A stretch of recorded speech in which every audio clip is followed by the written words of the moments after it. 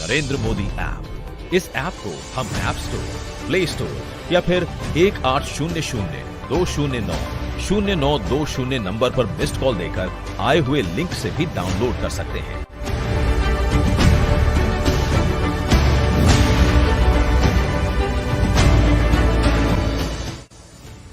नया भारत बनाने का सपना लेकर के चलना। मुझे विश्वास है अगर 125 करोड़ देशवासी एक कदम देश के लिए आगे चल पड़ेंगे तो देश 125 करोड़ कदम आगे निकल जाएगा।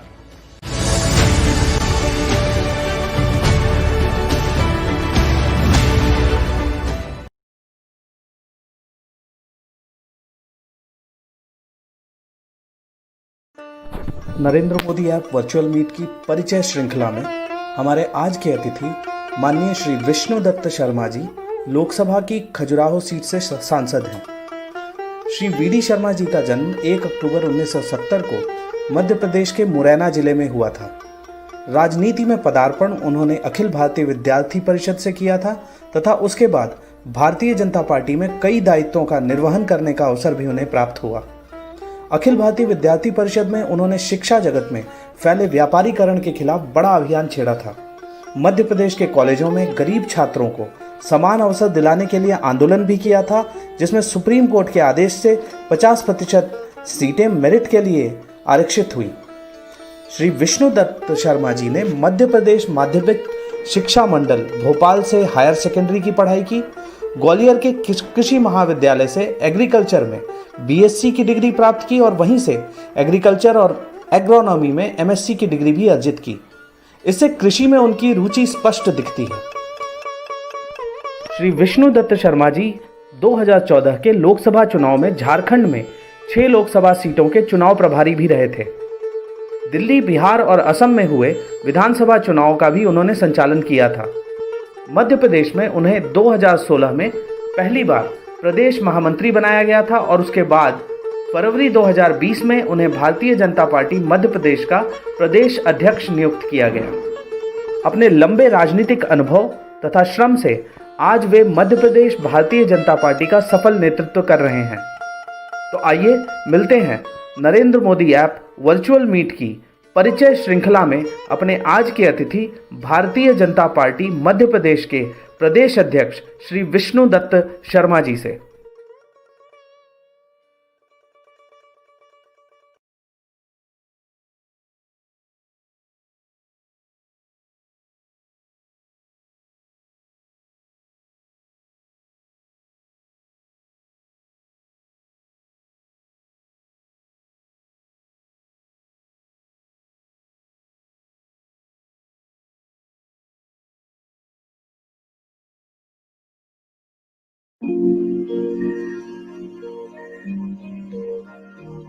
इक्कीस अक्टूबर 1951 को डॉक्टर श्यामा प्रसाद मुखर्जी के नेतृत्व में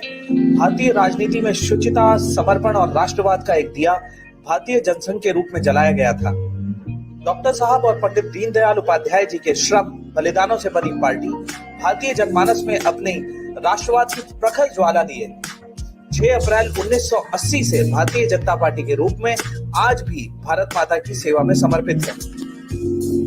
अंधेरा छटेगा, सूरज निकलेगा, कमल खिलेगा। अटल जी, आडवाणी जी, मुरली मनोहर जोशी जी, कुशाभाऊ ठाकरे जी और जनक कृष्णमूर्ति जी के संस्कारों में पली ढली भारतीय जनता पार्टी को नितिन गडकरी जी, राजनाथ सिंह जी, अमित शाह जी ने अपने अथक प्रयासों से न आजकल सिर्फ भारतवर्ष बल्कि पूरे विश्व की सबसे बड़ी पार्टी के रूप में स्थापित कर दिया है। माननीय प्रधानमंत्री श्री नरेंद्र दामोदर दास मोदी जी के त्याग, तप, समर्पण और करिश्माई शासन में अपने अग्र पुरुषों के अंत्योदय के स्वप्न को साकार करती भारतीय राजनीति की धुरी बन चुकी भारतीय जनता पार्टी का नेतृत्व अब श्री जगत प्रकाश नड्डा जी के कुशल हाथों में है। नड्डा जी न सिर्फ एक कुशल प्रशासक रहे हैं, वे संगठन के पुरोधा भी हैं। उनके नेतृत्व में भारतीय जनता पार्टी के नेताओं की एक कुशल टीम पार्टी को आगे बढ़ाने में लगी है। परिचय एक श्रृंखला है भारतीय जनता पार्टी के उन सभी पदाधिकारियों से आपको परिचित कराने की जो एक भारत श्रेष्ठ भारत के एकमात्र लक्ष्य को लेकर श्री जेपी नड्डा जी के नेतृत्व में अनवरत कार्यरत हैं।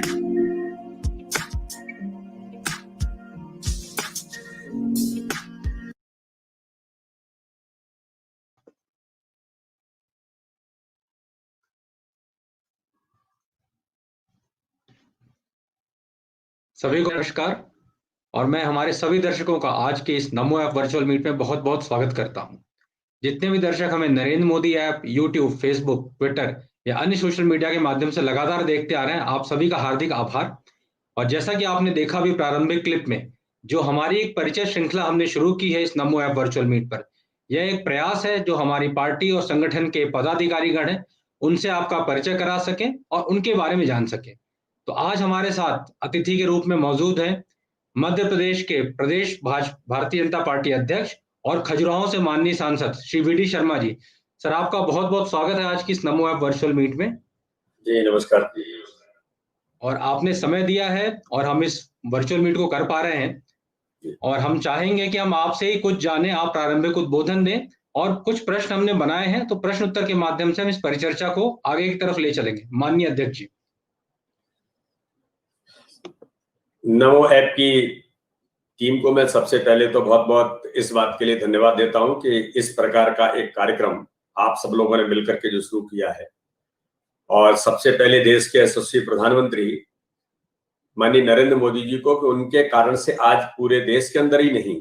पूरी दुनिया में इस प्रकार का जो एक नेटवर्किंग का सिस्टम माननीय प्रधानमंत्री जी ने,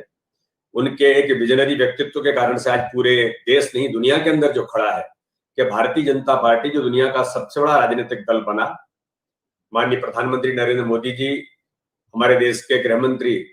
माननीय अमित शाह जी के प्रयासों से आज माननीय नड्डा जी भारतीय जनता पार्टी के हमारे सम्मानीय राष्ट्रीय अध्यक्ष, उनके अथक प्रयासों से जिस गति के साथ भारतीय जनता पार्टी देश के अंदर दुनिया के अंदर आगे बढ़ रही है और नमो ऐप के माध्यम से हम अपने नेतृत्व के साथ, मैं तो ऐसा मानता हूं कि डे टू डे नहीं, माननीय प्रधानमंत्री किसी देश के अगर प्रत्येक घंटे की जानकारी वो क्या आज इस देश के अंदर कर रहे हैं, इस माध्यम से हम सब लोगों को मिलती, चाहे वो जनप्रतिनिधि हो या देश का आम नागरिक हो। ये एक सामान्य घटना नहीं है, ये माननीय प्रधानमंत्री के उस विजनरी व्यक्तित्व के कारण से और नमो ऐप ने जिस प्रकार से अभियान लिया है उसके माध्यम से हम लोग लगातार जो अपडेट होते हैं, तो उससे हमारे लिए कई प्रकार की चीजें जो खड़ी होती है कि नमो ऐप के माध्यम से जो चीजें हमें मिल रही हैं उनके माध्यम से हम अपने क्षेत्र के अंदर जनता के बीच में, कार्यकर्ताओं के बीच में जो जाते हैं, इसका एक बड़ा लाभ और हम सब लोगों को परिपूर्ण होने में नमो ऐप की भी बड़ी भूमिका है। क्योंकि माननीय प्रधानमंत्री कहते हैं कि हम डाटा के साथ और एक्चुअल फैक्ट के साथ और जनता के बीच हमारी सरकार जिन कामों को कर रही है उनको जनता के बीच ले जाने का जो प्रयास है, इसमें नमो ऐप की भी महत्वपूर्ण भूमिका है कि उसके माध्यम से हम उन चीजों को लेते हैं, चाहे सोशल मीडिया के माध्यम से जाए या प्रत्यक्ष तौर पर हम जब अपने क्षेत्र में या कार्यकर्ताओं के बीच, जनता के बीच जब जाते हैं, तब उन चीजों को जब रखने का प्रयास करते हैं तो उसमें डाटा से लेकर के हर प्रकार का कंटेंट हमारी सरकार ने आज इस देश के अंदर गरीबों के जीवन स्तर को ऊंचा उठाने का काम माननीय प्रधानमंत्री इस देश के अंदर किस प्रकार से कर रहे हैं, इन सारी बातों को हम जनता के बीच ले जाने का प्रयास करते हैं। इसलिए मैं माननीय प्रधानमंत्री जी को और नमो ऐप की इस टीम को बहुत बहुत इस बात के लिए आप सबको धन्यवाद भी देता हूं कि इतने अथक मेहनत से आप सब लोग इन सारी चीजों को करते हैं और जनता और कार्यकर्ताओं तक हम पहुंचने का प्रयास करते हैं। इसलिए नमो ऐप की टीम को पुनः एक बार मैं शुभकामनाएं देता हूं, बहुत बहुत बधाई देता हूं।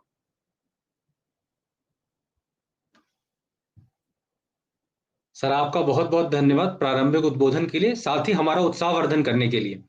और अब हम इस परिचर्चा को प्रश्न उत्तर के माध्यम से आगे की तरफ ले चलेंगे और मैं अनुरोध करूंगा अंकुर जी से। अंकुर जी, आप कृपया अपना प्रश्न माननीय अध्यक्ष जी से पूछें। माननीय अध्यक्ष जी नमस्कार। जी नमस्कार। आप एक सामान्य परिवार से आते हैं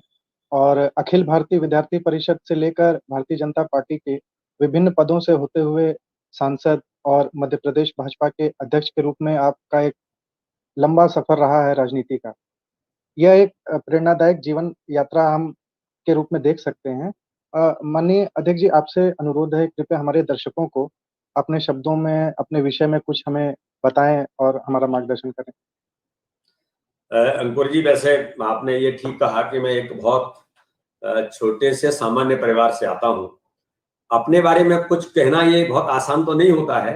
लेकिन आपने चूंकि इस बात का उल्लेख किया है तो मैं केवल इतना कह सकता हूँ कि मैं एक मुरैना जिले के छोटे से गांव से किसान परिवार से आता हूँ।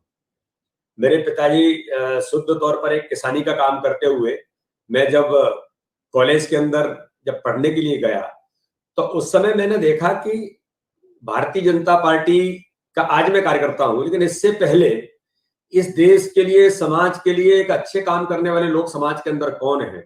और कॉलेज के अंदर राष्ट्रीय स्वयंसेवक संघ से लेकर जब विद्यार्थी परिषद के संपर्क में आया, तब मुझे लगा कि लोग समाज में एक जो मन के अंदर पीड़ा कभी कभी हुआ करती थी, मतलब पढ़ते समय जब कभी किसी से नहीं जुड़े थे तभी लगता था कितनी दुरावस्था है, शिक्षा के क्षेत्र में भी कितनी समस्याएं हैं देश के अंदर। गांव के अंदर भी मैं देखता था, मैं पिताजी के साथ कभी हम लोग आते थे तो हम लोग देखते थे कि कितनी समस्याएं और किसान कितना कई चीजों को फेस करता है। तो ये प्रश्न मन के अंदर लगातार आते रहते थे। लेकिन आज मुझे बताने में इस बात का बड़ा मैं गर्व महसूस करता हूं कि आपके माध्यम से अपने देश के, अपने सभी मित्रों को और अपने जो इस समाज परिवार के काम करने वाले लोग हैं, देश के लिए काम करने वाले लोग हैं, जनप्रतिनिधि हैं, सभी लोग हैं, उनको ये बताने में बड़ा हर्ष है कि हमें वो प्लेटफॉर्म मिला जो देश और समाज में हम अपनी कोई भूमिका निभा सकते हैं। इस बात से मैं सर्वाधिक प्रभावित हुआ और अखिल भारतीय विद्यार्थी परिषद के साथ कॉलेज ऑफ एग्रीकल्चर ग्वालियर में जब मेरा संपर्क आया और जब हमने काम प्रारंभ किया, तो अंकुर जी आज मैं ये बताने में आपको कि उसके बाद हमने कभी पीछे मुड़ करके नहीं देखा और ये लगता गया कि हमको ये काम लगातार करते चले जाना है। लेकिन एक बात मैं जरूर उल्लेख करूंगा, मैंने कभी ये नहीं सोचा कि हम क्या बनेंगे और क्या बनना है। काम जो देश के लिए, समाज के लिए विद्यार्थी परिषद जिन मुद्दों पर काम करती है उन मुद्दों पर हम अपडेट हों। मैं उस समय कई प्रकार की चीजें लीगली भी और पब्लिकली मूवमेंट के तौर पर, यानी मेरे साथ एक चीज जरूर रही कि कोई अगर आंदोलन खड़ा किया है तो उसका लीगल पक्ष भी क्या है, उनको जमीन में जनता के, अपने यूथ के बीच में कैसे ले जाया जाए, कॉलेज के अंदर, बाकी सारे यूनिवर्सिटीज में कई प्रकार के corruption and commercialisation of education and corruption in education, ये दो बड़े ऐसे इशू थे कि इन पर जब मैं राष्ट्रीय मंत्री, राष्ट्रीय महामंत्री के तौर पर जब मैं विद्यार्थी परिषद के अंदर मुझे जिम्मेदारी मिली, मैं लगभग 20 ईयर्स से ऊपर एज ए फुल टाइम मैंने काम किया, तो मैं लगातार उस दिशा में जब हम लोग बढ़ते गए और इन मुद्दों पर काम करते रहे, तो कभी ये नहीं सोचा कि मैं क्या बनूंगा और क्या मुझे बनना है। हम काम करते रहे, जो जिम्मेदारी मिली उस जिम्मेदारी को अच्छे से अच्छा कैसे निभा सकते हैं। और यही परिणाम है कि राष्ट्रीय स्वयंसेवक संघ के सभी अपने सम्मानीय अधिकारियों के साथ, विद्यार्थी परिषद की जो हमारी टीम थी उनके साथ हम लगातार काम करते गए। और एक बात का मैं आज नमो ऐप की टीम के साथ विशेष उल्लेख करना चाहता हूं। मैं जब राष्ट्रीय महामंत्री चुना गया और जलगांव के अंदर राष्ट्रीय अधिवेशन था विद्यार्थी परिषद का, श्रद्धेय आज के प्रधानमंत्री उस समय के तत्कालीन गुजरात के मुख्यमंत्री थे और वो उसका उद्घाटन करने के लिए आए थे जलगांव के अंदर। अब मैं राष्ट्रीय महामंत्री की मुझे जिम्मेदारी मिली, उन्होंने मुझे उद्घाटन सत्र जब हुआ, उन्होंने उद्घाटन उस अधिवेशन का किया, तब मैंने उनको सुना। तो मैं जो बात आपको उल्लेख करना चाहता हूं कि मनुष्य अपने जीवन के अंदर, जैसे मैंने उनसे उस समय, मुझे तो ये कल्पना, प्रधानमंत्री नरेंद्र मोदी जी आज के उस समय जो तत्कालीन मुख्यमंत्री थे, उन्होंने कहा कि कितनी समस्याएं आती है काम करने में। उन्होंने बिजली का उदाहरण दिया गुजरात का, उन्होंने गुजरात के डेवलपमेंट के बारे में बात की, मुख्यमंत्री बना तो कैसी समस्याएं शुरू हुई, कैसे लोगों ने, अधिकारियों ने कि बिजली में, हम ऊर्जा के क्षेत्र में पारंगत हो ही नहीं सकते गुजरात के अंदर, संभव ही नहीं है। तो तब मैंने, उन्होंने अपनी बातों को रखा कि किस प्रकार से मैंने काम किया। तो उन्होंने एक लाइन उस समय कही थी, मैं आज भी उस लाइन को अपने जीवन में लिख करके रखता हूं और याद रखता हूं कि माना कि अंधेरा घना है, कई समस्याएं, अधिकारी बताएंगे ये नहीं हो सकता साहब, ये नहीं हो सकता, ये नहीं हो सकता, बड़ी समस्याएं हैं, बड़ी दुरावस्था है, क्या करें, कैसे चलेगा। तो उन्होंने कहा कि माना कि अंधेरा घना है लेकिन दिया जलाना कहां मना है। ये टैगलाइन मैंने अपने जीवन के अंदर बना के रखी और मैं ये कह सकता हूं कि माननीय प्रधानमंत्री आज के नरेंद्र मोदी जी का आशीर्वाद मुझे उस समय जब जलगांव का अधिवेशन था तब प्रत्यक्ष तौर पर उनके साथ मंच पर साथ में रहने का अवसर मिला और उनसे कुछ सीखने का भी अवसर मिला। उसके आधार पर भी हम लगातार आगे बढ़ते गए और काम करते गए। इसलिए एक सामान्य परिवार और सारी चीजें, मुझे ऐसा लगता है कि इस देश के अंदर जीवन में काम करते हुए एक अच्छा प्रयास जो होता है, हम लोग कुछ काम कर सके, ये मन की अगर हमारे मन की कल्पना होती है, तो हम संगठन के अंदर भारतीय जनता पार्टी हो या विद्यार्थी परिषद हो या अपने विचार परिवार के काम करने वाले कोई और भी संगठन हो, एक विशिष्ट कार्य पद्धति पर काम करने के कारण कार्यकर्ताओं को पिकअप करने का और पुशअप करते हुए उनको आगे बढ़ाने का जो प्रयास होता है, उसी का परिणाम एक सामान्य परिवार का व्यक्ति विद्यार्थी परिषद का राष्ट्रीय महामंत्री भी बन सकता है और भारतीय जनता पार्टी में आकर के उसको सांसद की जिम्मेदारी के तौर पर कहा जाता है कि तुमको चुनाव लड़ना है, और चुनाव लड़ने के बाद मध्य प्रदेश भारतीय जनता पार्टी के एक सामान्य कार्यकर्ता को जिम्मेदारी दी जा सकती है। ये मैं ऐसा मानता हूं कि भारतीय जनता पार्टी और इस विचार में ही ये संभव हो सकता है। नहीं तो देश के अंदर हम सब लोग जानते हैं किस प्रकार से बड़े बड़े लोग, बड़े बड़े परिवारों के संपन्न लोग ही आगे बढ़ते हैं, लेकिन हमारा जो विचार है ये कितना दृढ़ है कि माननीय मोदी जी जैसा व्यक्तित्व, अमित शाह जी जैसा व्यक्तित्व, नड्डा जी जैसे लोग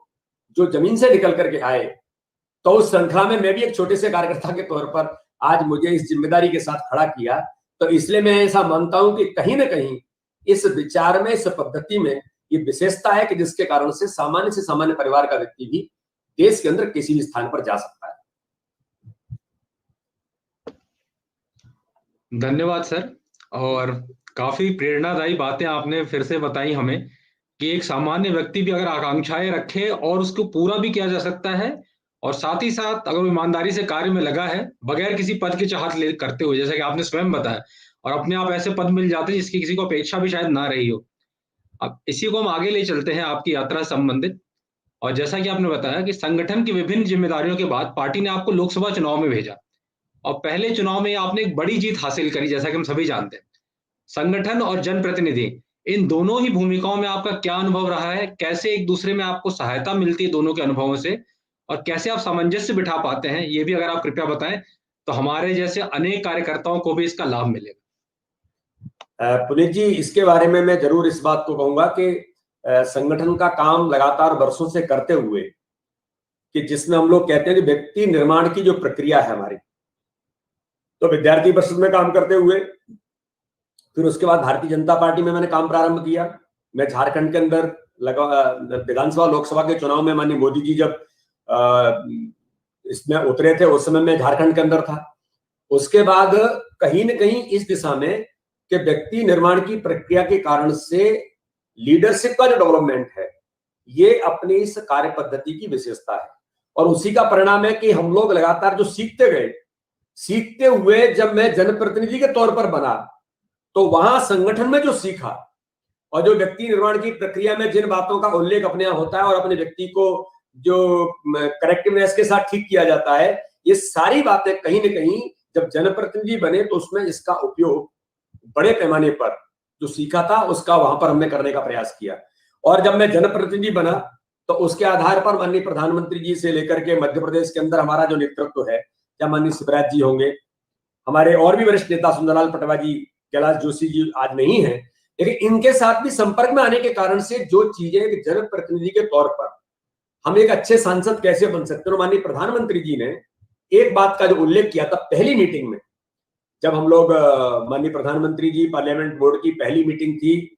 उस मीटिंग में उन्होंने कहा था कि हम चुनाव लड़ करके जीत करके आए हैं। तो ये तो मैं बहुत गर्व से कहता हूं कि मैं एक ऐसे क्षेत्र में मुझे चुनाव लड़ाया जहां मेरा बहुत संपर्क नहीं था।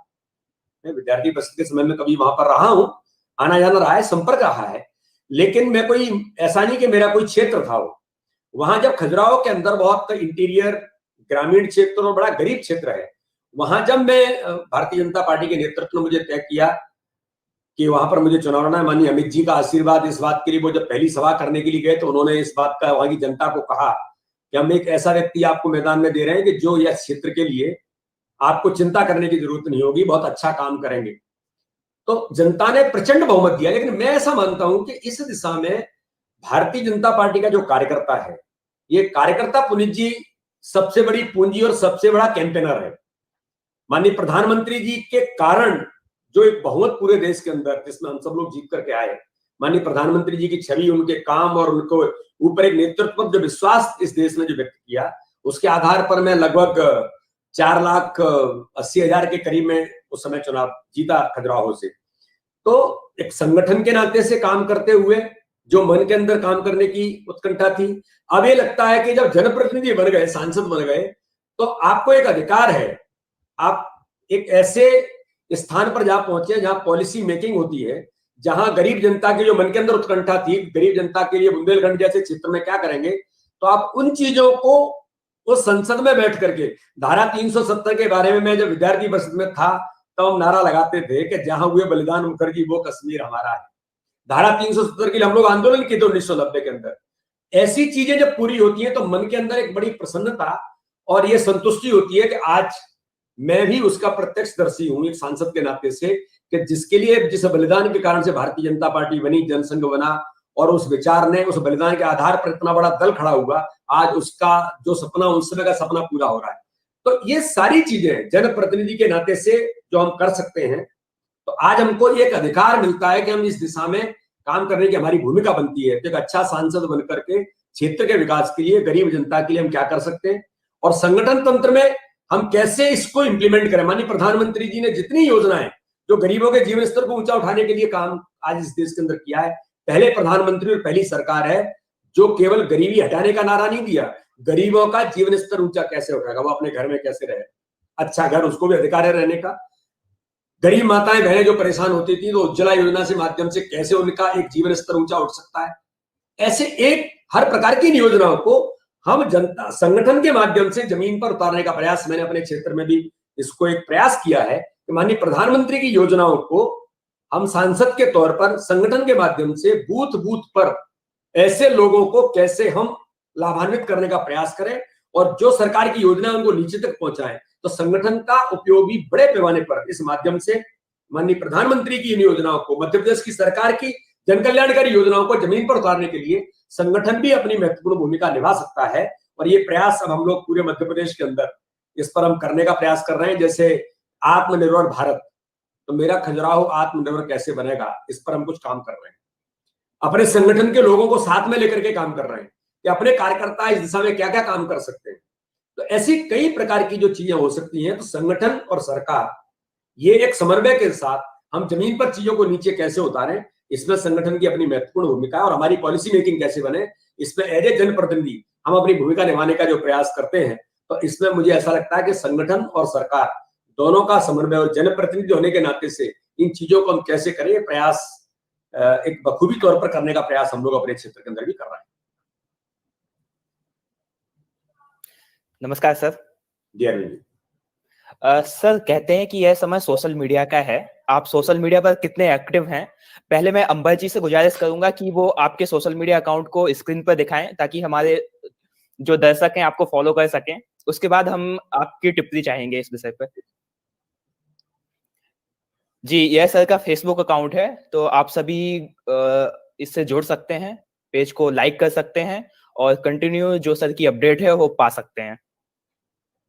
इस सर का ट्विटर अकाउंट है, काफी एक्टिव रहते हैं, हम भी सर को फॉलो करते हैं और काफी सर की एक्टिविटी होती रहती है। तो आप भी, जो लोग नहीं जुड़े हैं वो जुड़ सकते हैं, ट्विटर अकाउंट से जुड़ सकते हैं सभी लोग।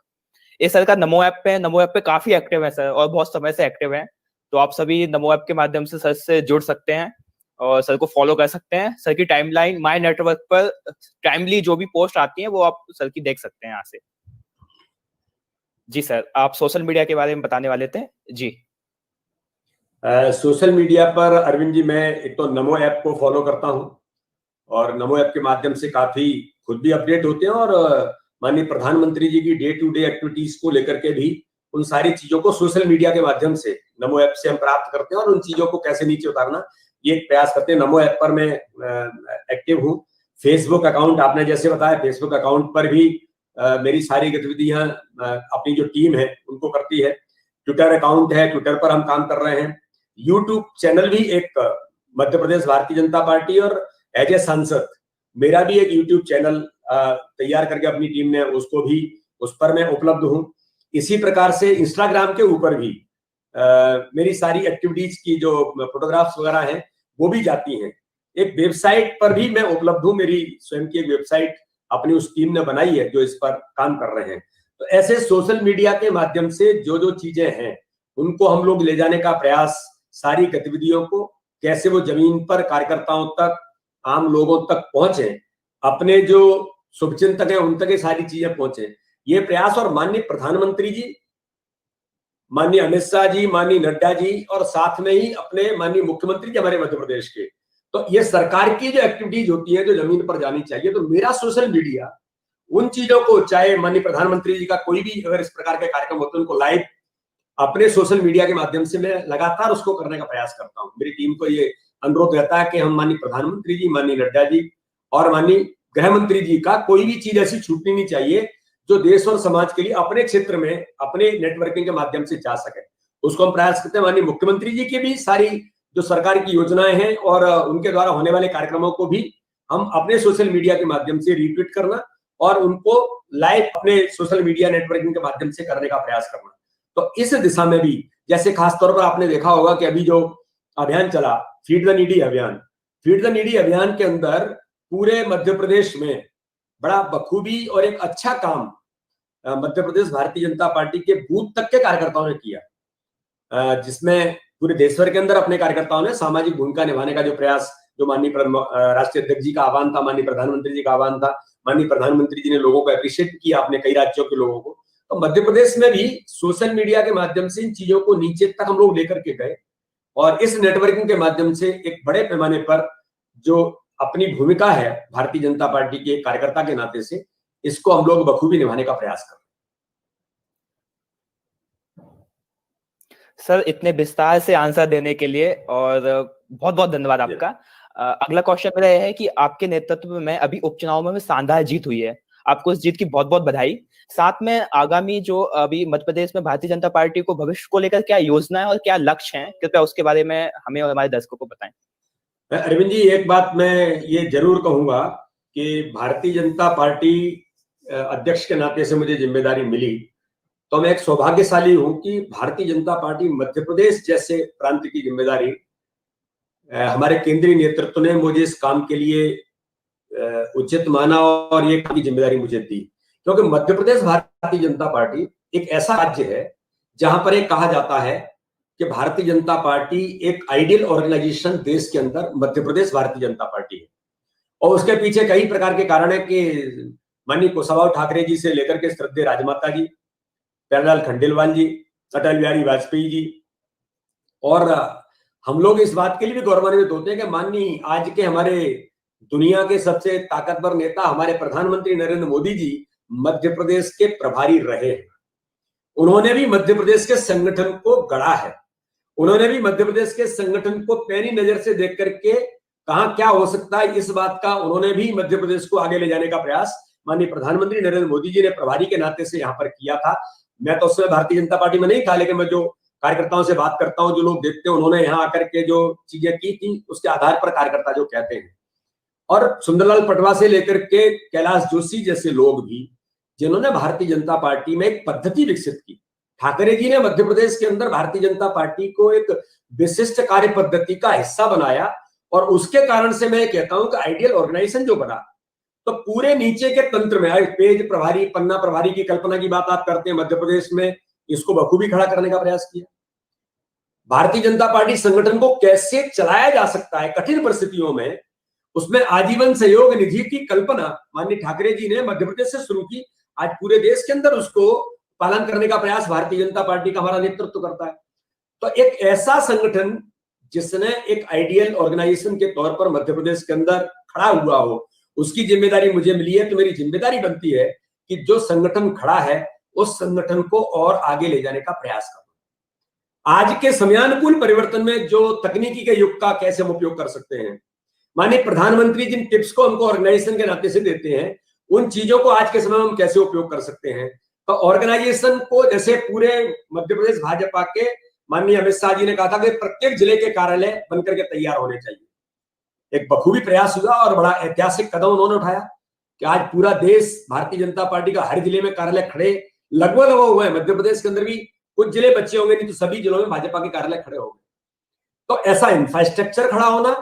और एक पद्धति के नाते से जो चीजें अपने काम को आगे ले जाने के लिए और कैसे काम को सुदृढ़ और सशक्त बनाया जाए, उसमें हमारी भूमिका क्या बन सकती है, नई जनरेशन को आगे कैसे लाया जा सकता है, और तकनीकी के युग में नए तकनीक के साथ बूथ लेवल तक का नेटवर्किंग जैसे हम लोग जिले में मंडल में करते हैं, हम लोग प्रयास कर रहे हैं मध्य प्रदेश के कि बूथ स्तर पर 5 काम ऐसे हैं जिनको हम हर बूथ पर करने का प्रयास करें।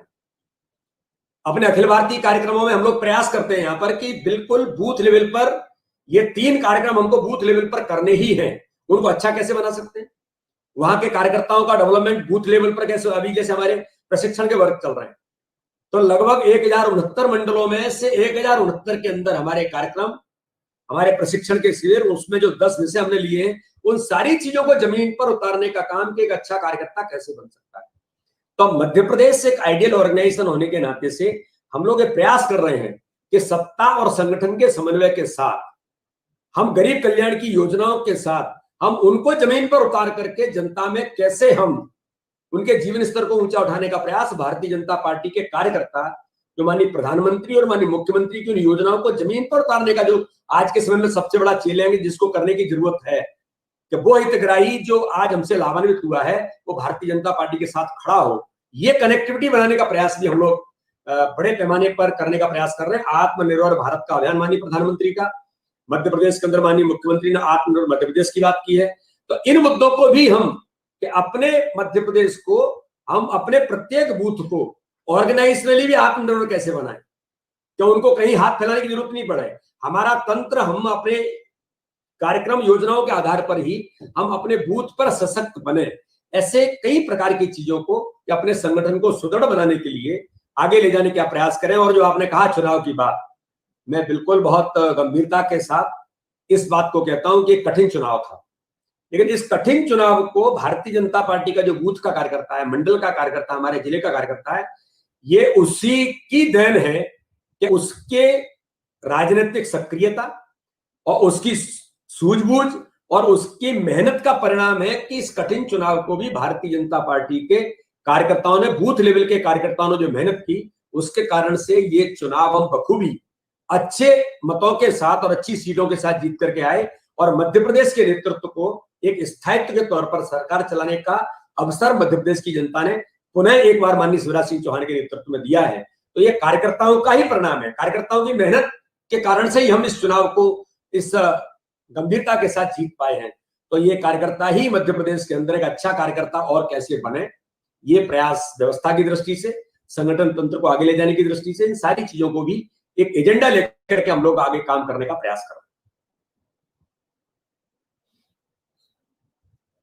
हैं। सर, अभी आपने पिछले जवाबों में कहा था कि मोदी जी की एक सीख है जो आपने पकड़ ली है और उसी को पकड़ के आप कार्य करते हैं, उसी से प्रेरणा लेते हैं। सर, ये उसी से मिलता जुलता प्रश्न है कि आप माननीय प्रधानमंत्री जी से कईयों बार मिले होंगे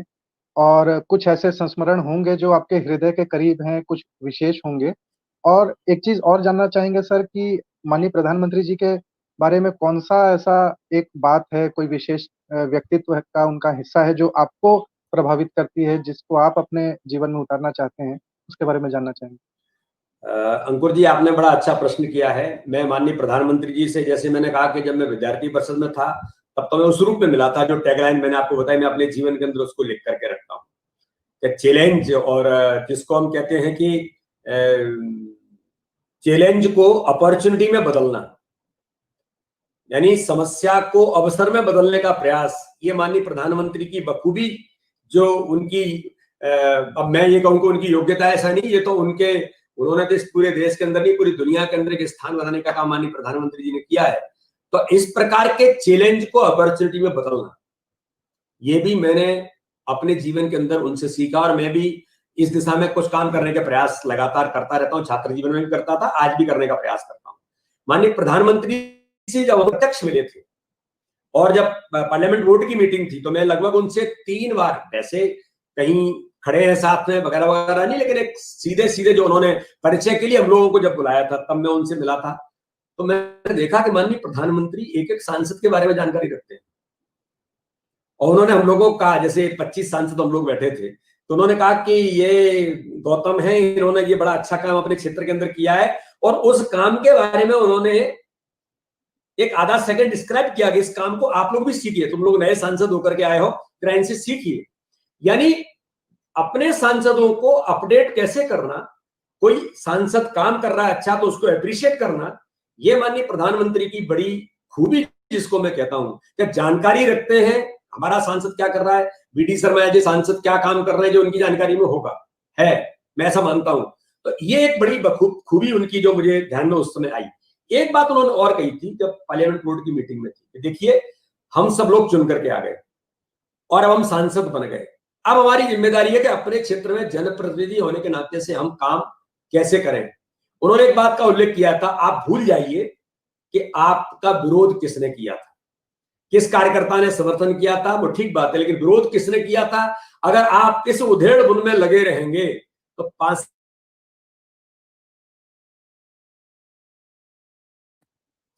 साथ में लेकर के हम आगे कैसे बढ़े और एक अच्छे सांसद हम कैसे बने, ये प्रयास अपने को मिलकर के करना चाहिए, जिसको मैंने बड़ा बखूबी सीखने का प्रयास किया कि ये जो माननीय प्रधानमंत्री, मैं अपने क्षेत्र के अंदर अपने संगठन जो के प्रदेश का अध्यक्ष हूं, तो कई प्रकार के ऐसे कार्यकर्ता मिलते हैं जिनको मुझे इस बात का उदाहरण देना पड़ता है कि हम विधायक हैं, बाकी चीजों को छोड़ दें, हम सांसद हो गए, अब इनको छोड़ करके अपने पॉजिटिवली आगे बढ़ने का एक अपनी लंबी लाइन खड़ी करें, जो माननीय प्रधानमंत्री ने कहा। एक बात और माननीय प्रधानमंत्री जी ने, जब जो मंगलवार की हमारी मीटिंग होती है तब उन्होंने कहा था, बहुत सारी चीजों के टिप्स दिए कि भाई ये हमको नहीं करना चाहिए, ये हमको नहीं करना चाहिए, कई चीजों का उन्होंने एग्जाम्पल दिए कि लोग आते हैं फिर प्रभावित करते हैं, हमको भी उलझाने का काम कर लेते हैं, कई सांसद हमारे इन चीजों में उलझ भी जाते हैं, ये दिल्ली है, ऐसी कई प्रकार की चीजें माननीय प्रधानमंत्री ने कही। लेकिन एक बात उन्होंने इस बातों को कहते हुए जो कही कि मैं आपको जो काम नहीं करने के लिए कह रहा हूं, मैं उन कामों को खुद नहीं करता हूं, जो काम नहीं करने चाहिए, जिसका मैं कह रहा हूं कभी ये चीजें ठीक नहीं है अपने लिए, अपने as a member of parliament या एज ए लीडर, तो वो चीजों को मैं खुद अपने जीवन के अंदर भी पालन करता हूं, उन चीजों को मैं न करूं, इसलिए मुझे कहने का आपको अधिकार है। जो कभी कहते थे ना पहले कि कोई बड़े संत ने कोई आया और उसने कहा कि साहब ये बच्चा है और ये मानता नहीं है और इतना गुड़ खाता है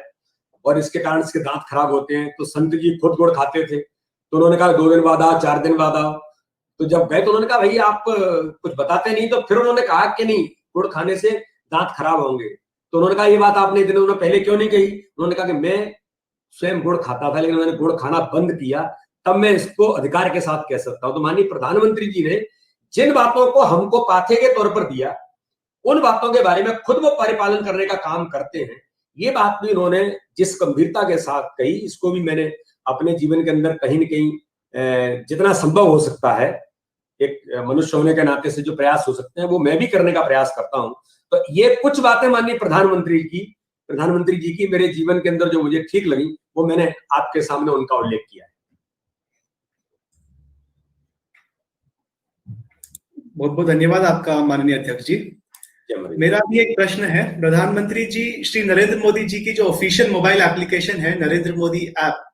उसका महत्व आज और भी बढ़ जाता है जब पूरा विश्व एक भीषण महामारी कोरोना महामारी से जूझ रहा है। आप इस ऐप का कैसे प्रयोग कर रहे हैं, और अगर आपका भी और इस ऐप का भी आपका बीच में कुछ अगर निजी अनुभव है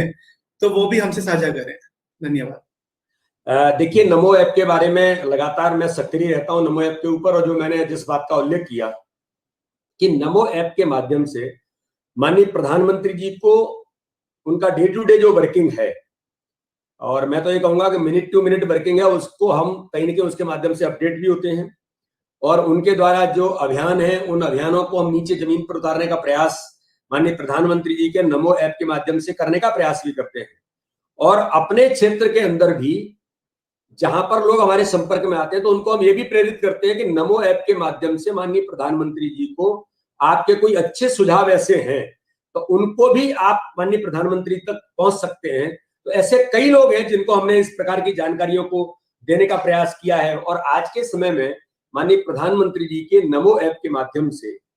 देश का प्रत्येक जनप्रतिनिधि आज अपडेट होकर के अपने काम में भी उस भूमिका में आने का प्रयास हम लोग मिलकर के करते हैं। इसलिए जानकारी से पूर्ण होना, ये नमो ऐप की इसमें महत्वपूर्ण भूमिका है, और माननीय प्रधानमंत्री जी के द्वारा कई प्रकार के इस प्रकार के जो अभियान और कार्यक्रम और सारी चीजें चलती हैं, उनको नमो ऐप के माध्यम से हम सब लोग अपने क्षेत्र के अंदर भी, अपने प्रदेश के अंदर, अपने जनप्रतिनिधियों के बीच भी ले जाने का प्रयास नमो ऐप के माध्यम से करते हैं।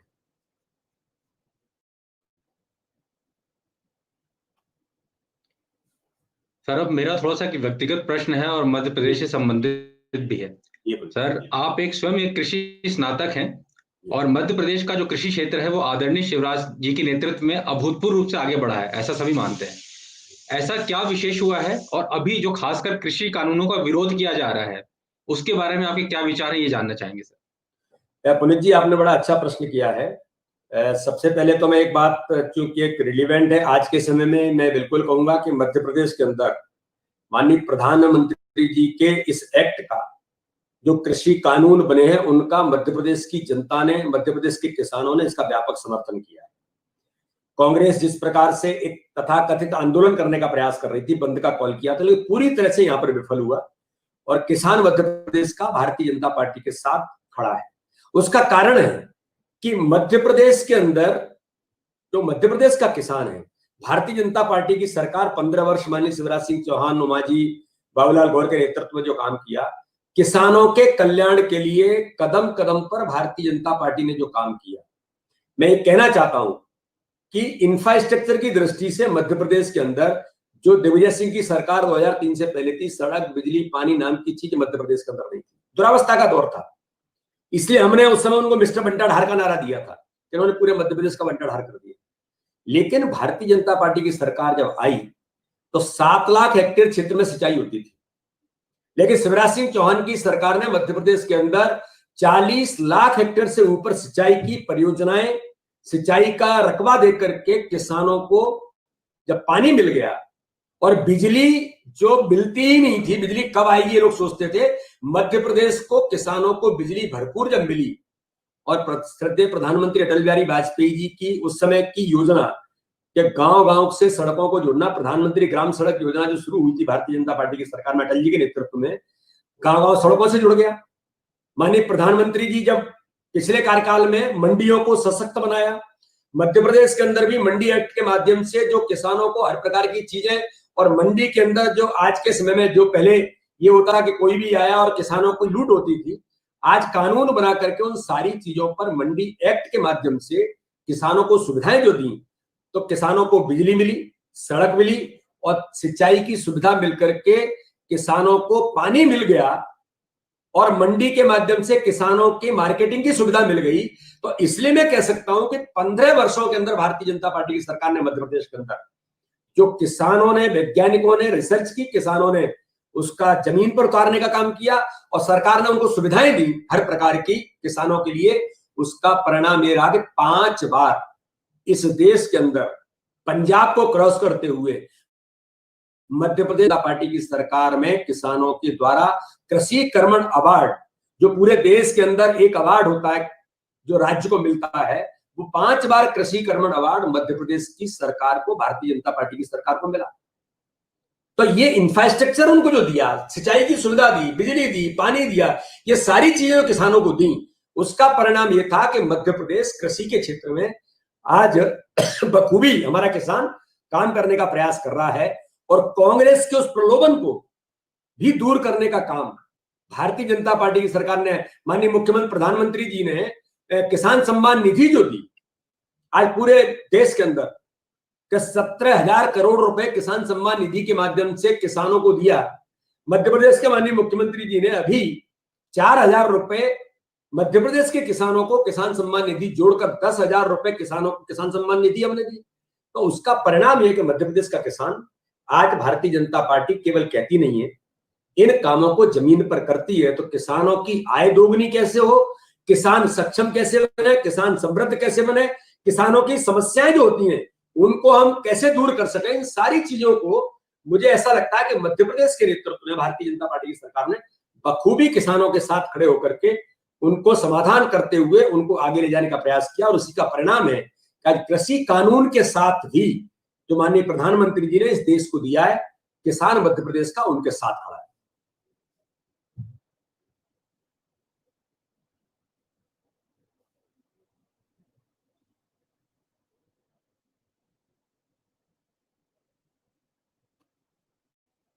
सर, हम अगले प्रश्न की तरफ बढ़ेंगे और मैं अनुरोध करूंगा अंकुर जी से। अंकुर जी, आप कृपया अपना प्रश्न माननीय अध्यक्ष जी से पूछें।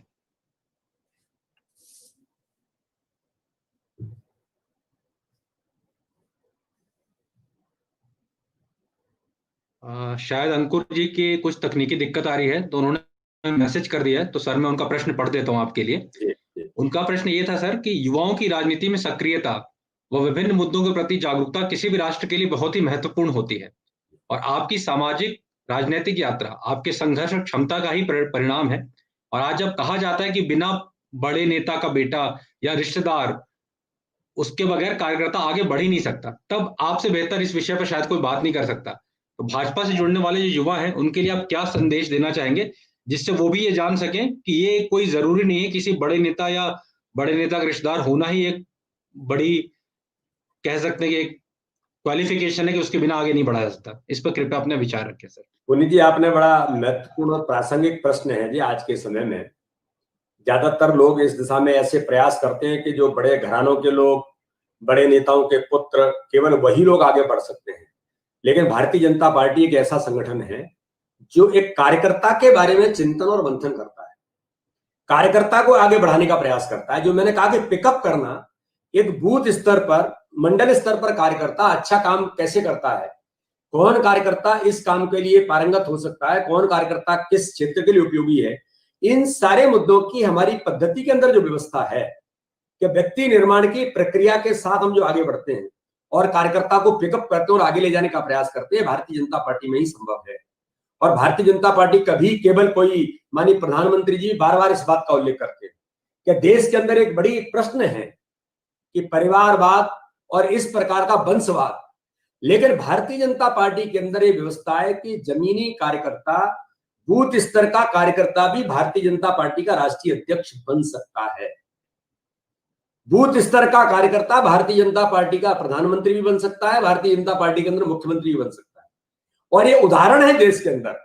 मध्य प्रदेश के हमारे माननीय मुख्यमंत्री सामान्य से सामान्य गरीब घर का व्यक्ति। और युवाओं के बारे में उनको कहूंगा कि संघर्ष का कोई अल्टरनेट नहीं है, मेहनत का कोई अल्टरनेट नहीं है। आपने मेहनत और आपका जो संकल्प है, उस संकल्प को लेकर आप आगे बढ़ रहे हैं तो जिम्मेदारियां तो आती रहेंगी, और जिम्मेदारी के अनुरूप अगर हम बनने का प्रयास करते हैं तो हम आगे जाते रहेंगे। माना कि मुझे भारतीय जनता पार्टी का अध्यक्ष बनाया है, तो मुझे अध्यक्ष बनने में समय लग सकता है। मुझे अध्यक्ष बनने की प्रक्रिया है ये मेरी, कि मैं अध्यक्ष बनने के लिए जो 4 बातें कार्यकर्ता के अंदर चाहिए, हो सकता है एक बात मेरे अंदर नहीं होगी, लेकिन उस बात को पूर्ण करने का प्रयास कर रहा, ये हमारी पद्धति भी कहती है। और हम लोग व्यक्तिगत तौर पर अपने व्यवहार के अंदर उन चीजों को लाने का प्रयास भी करते हैं। तो मेरा सभी मध्य प्रदेश के नौजवानों को, या जो नौजवान आज इससे कनेक्ट है, मैं उन सबसे अपील करना चाहता हूं कि देश के लिए, समाज के लिए हम अपनी भूमिका कैसे निभाएं। ये अगर संकल्प हमारा है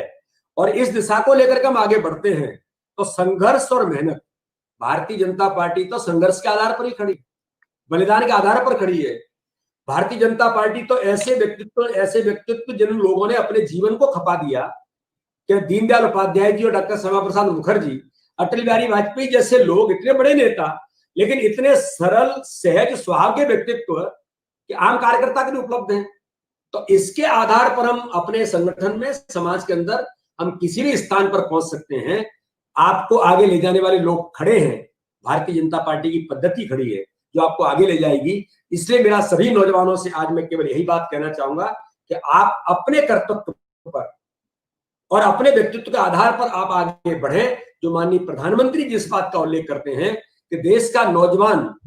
नौकरी पाने के लिए लालयित न हो, वो नौकरी देने वाला भी बने। तो ऐसे यूथ एंटरप्रेन्योर भी हम लोग इसके लिए प्रयास करते हैं कि ऐसे लोग आए, समाज में खड़े हों।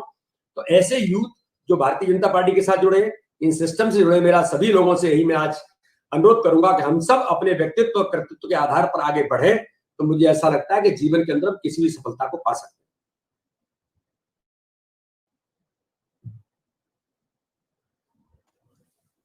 आपका बहुत बहुत धन्यवाद माननीय अध्यक्ष जी।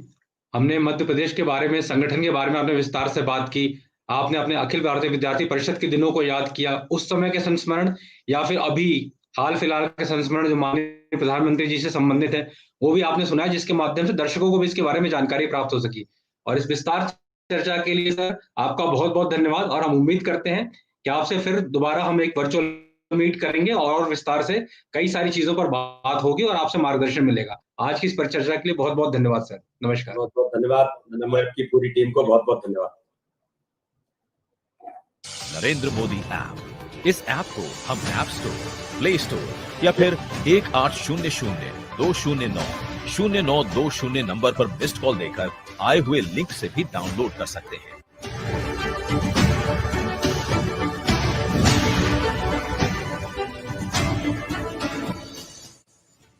नया भारत बनाने का सपना लेकर के चलना। मुझे विश्वास है अगर 125 करोड़ देशवासी एक कदम देश के लिए आगे चल पड़ेंगे